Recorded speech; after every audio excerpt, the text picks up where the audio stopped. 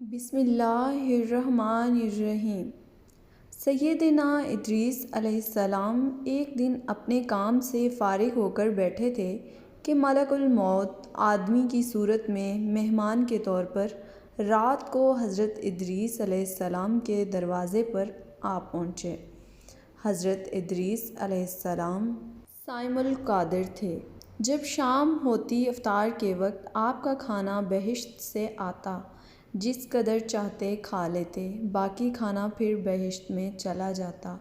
اس دن کا کھانا جب آیا تو حضرت ادریس علیہ السلام نے وہ کھانا اس مسافر کو پیش کر دیا، لیکن مسافر نے کچھ نہ کھایا اور قدم پر قدم رکھ کر عبادت کرتا رہا۔ حضرت ادریس علیہ السلام ان کا یہ حال دیکھ کر متاثر ہوئے کہ یہ کون شخص ہے۔ اگلے دن حضرت ادریس علیہ السلام نے ان سے کہا، اے مسافر، تو میرے ساتھ چل کر خدا کی قدرت صحرا میں جا کر دیکھ۔ تب دونوں بزرگ گھر سے میدان کی طرف نکل پڑے۔ جاتے جاتے گندم کے کھیت میں جا پہنچے۔ ملک الموت نے حضرت ادریس سے کہا کہ چلو چند گوشے گندم کے لے کر کھاتے ہیں۔ فرمایا، عجیب بات ہے، رات کو تو نے حلال کھانا نہ کھایا، اب حرام کھانا چاہتا ہے۔ وہاں سے دونوں بزرگ دوسرے باغ میں پہنچے اور وہاں بھی انگور کو دیکھ کر حضرت اسرائیل علیہ السلام نے کھانے کا قصد کیا۔ حضرت ادریس علیہ السلام نے فرمایا کہ غیر کی ملکیت میں تصرف حرام ہے۔ پھر جاتے جاتے ایک بکری دیکھ کر حضرت اسرائیل علیہ السلام نے کھانے کا ارادہ کیا۔ حضرت ادریس علیہ السلام نے کہا کہ بیگانے کی بکری کو ذبح کر کے کھانا ممنوع ہے۔ اس طرح 3 روز تک دونوں باہم گفتگو کرتے رہے۔ جب حضرت ادریس علیہ السلام کو لگا کہ یہ شخص اب بنی آدم سے معلوم نہیں ہوتا تو فرمایا کہ خدا کے واسطے ظاہر تو کرو، تم کون ہو؟ مسافر نے کہا، میں اسرائیل علیہ السلام ہوں۔ حضرت ادریس علیہ السلام نے فرمایا کہ سب مخلوقات کی جان تم ہی قبض کرتے ہو؟ انہوں نے کہا کہ ہاں۔ ادریس علیہ السلام نے فرمایا، تم شاید میری جان قبض کرنے آئے ہو؟ انہوں نے کہا نہیں، میں تو تمہارے ساتھ خوش طبعی کرنے آیا ہوں۔ حضرت ادریس علیہ السلام نے کہا کہ 3 دن سے تو میرے ساتھ ہے، کیا اس دوران بھی تو نے کسی کی جان قبض کی ہے؟ وہ بولے، تمام روحوں کو قبض کرنا ہمارے ہاتھ میں ایسے ہے جیسے تمہارے دونوں ہاتھ کے نیچے روٹی رکھی ہوئی ہے، یعنی جس کی موت کا حکم ملتا ہے اللہ پاک کے حکم سے میں ہاتھ بڑھا کر اس کی جان قبض کر لیتا ہوں۔ اور بولا، اے حضرت ادریس علیہ السلام، میں چاہتا ہوں کہ تیرے ساتھ رشتہ داری قائم کروں۔ حضرت ادریس علیہ السلام نے فرمایا کہ میں تیرے ساتھ رشتہ داری قائم کروں گا، آپ مجھ کو روح قبض کرنے کی کڑواہٹ سکھا دیں تاکہ مجھے زیادہ خوف اور عبرت ہو، میں اپنے خالق کی زیادہ عبادت کروں۔ ملک الموت نے کہا کہ میں اللہ کی رضا کے بغیر کسی کی جان قبض نہیں کر سکتا۔ تب حضرت ادریس علیہ السلام نے خداوندی قدوس کی بارگاہ میں عرض کی اور پھر جان قبض کرنے کا حکم ہونے پر جان قبض کر لی۔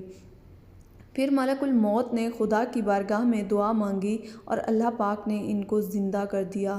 حضرت ادریس علیہ السلام نے ملک الموت کو اپنی گود میں لے لیا اور دونوں نے آپس میں رشتہ داری قائم کر لی۔ پھر ملک الموت نے ان سے پوچھا، اے ادریس علیہ السلام، جان نکلنے کی تلخی کیسی تھی؟ وہ بولے، جیسے کسی زندہ جانور کی کھال سر سے پاؤں تک ادھیڑی جاتی ہے۔ ملک الموت نے کہا، اے بھائی، قسم ہے رب العالمین کی، جیسے میں نے تیرے ساتھ احسان کیا ایسا میں نے کسی کے ساتھ نہیں کیا۔ حضرت ادریس علیہ السلام نے فرمایا، اے بھائی، مجھے دوزخ کے دروازے تک لے چل تاکہ اس کو دیکھ کر مجھے خوف الہی زیادہ ہو اور میں زیادہ عبادت کروں۔ تب ملک الموت نے اللہ کے حکم سے ان کو دوزخ کے 7 طبق دکھائے۔ پھر حضرت ادریس علیہ السلام بولے، اے بھائی، مجھے جنت دیکھنے کی آرزو ہے تاکہ دیکھ کر خوشی حاصل کروں اور عبادت زیادہ سے زیادہ کروں۔ ملک الموت ان کو بہشت کے دروازے پر لے گئے۔ پھر انہوں نے بہشت کے مناظر اپنی آنکھوں سے دیکھے۔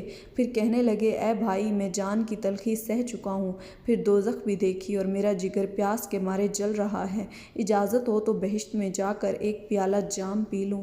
تب انہوں نے کہا، ہاں، اگر تم واپس آنے کا وعدہ کرو۔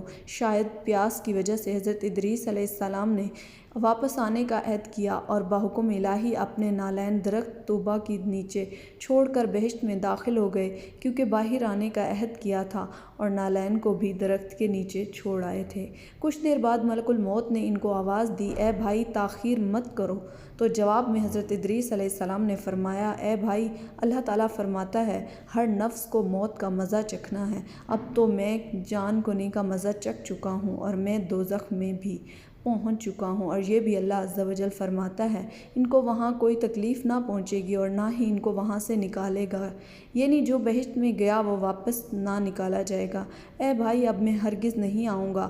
بارگاہ الہی سے آواز آئی، اے عزرائیل، تو حضرت ادریس علیہ السلام کو چھوڑ کر چلا جا، میں نے ان کی تقدیر میں یہی لکھا تھا۔ حضرت ادریس علیہ السلام موت کا مزہ چکھ کر اور دوزخ کو بھی دیکھ کر جنت میں جا رہے تھے، تب حضرت عزرائیل علیہ السلام بولے، ہر نبی پر بہشت حرام ہے جب تک بہشت میں خاتم الانبیاء حضرت محمد مصطفیٰ صلی اللہ علیہ وآلہ وسلم داخل نہ ہوں۔ پھر آواز آئی، عزرائیل علیہ السلام میں بہشت کو دریغ نہیں رکھتا، لیکن اول بہشت میں محمد صلی اللہ علیہ وآلہ وسلم داخل ہوں گے، اس کے بعد ان کی امت۔ اب حضرت ادریس علیہ السلام تو بہشت میں چلے گئے اور ان کے سب فرزند فراق سے گریہ زاری میں تھے۔ ایک دن ابلیس ان کے پاس آیا اور کہا، تم رویا مت کرو، میں تمہارے باپ کی سی ایک صورت بنا دیتا ہوں، تم اس کو شب و روز دیکھا کرو اور پوجو، اس سے تمہارا سب درد اور دکھ ختم ہو جائے گا اور تب تم سب خوش رہو گے۔ اب ابلیس لعین نے ایک ایسی صورت بنائی کہ حضرت ادریس علیہ السلام کی شکل اور بت میں کوئی فرق نہ تھا، اور وہ لوگ اس صورت کو پوجا کرتے تھے، یہاں تک کہ رفتہ رفتہ بت پرستی تمام عالم میں پھیل گئی۔ مشرق سے مغرب تک یہ رواج جاری رہا۔ کوئی آدمی اللہ تبارک و تعالیٰ کو نہ جانتا تھا۔ بعد میں خدا تعالیٰ نے حضرت نوح علیہ السلام کو ان پر پیغمبر بنا کر بھیجا تاکہ ان کو ہدایت کی راہ بتائیں۔ اللہ پاک ہم سب کو نیک عمل کرنے کی توفیق عطا فرمائے، آمین ثم آمین۔